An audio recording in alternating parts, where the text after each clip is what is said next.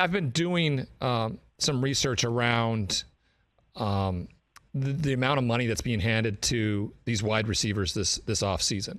Yeah, it is it's precedent setting. And there's teams that have shown that we are willing to pay a bag to a wide receiver, and there's teams that have said that who have offloaded them to the other team that we're not willing to do that. You look back since like 2014 in terms of cap percentage for a wide receiver, a number one wide receiver.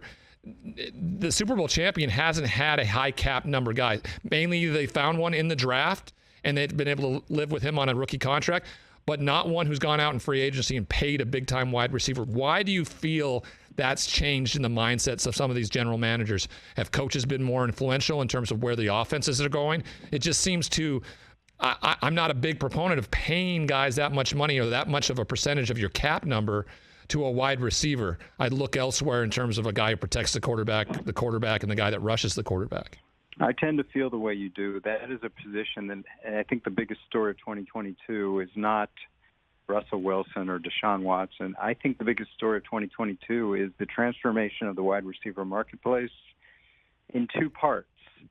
I can understand the Devontae Adams, Tyreek Hill, Cooper Kupp level, even Christian Kirk, who's a free agent, because those guys have skins on the wall. Those guys are known as top veteran players.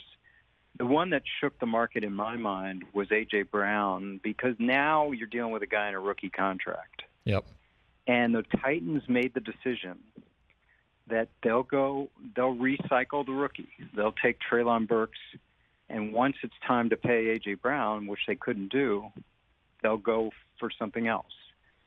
And when Brown got the $25 million average for the extension years, that opened up the floodgates, because now Terry McLaurin, now Deebo Samuel, now DK Metcalf can go to their teams and say, we're not talking about Tyreek Hill and Devontae Adams. We're talking about someone in my draft class. That's different.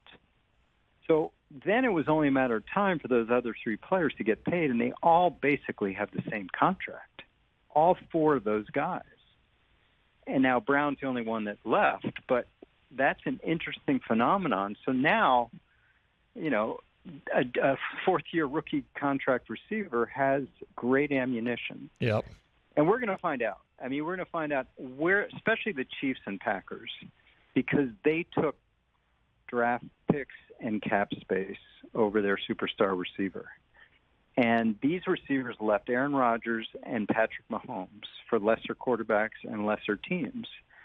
So we're going to find out. Yeah. It's going to be a good experiment. I think it is too. I'm really anxious to see where this goes because of where I think the position is in terms of where you put your money for your cap space.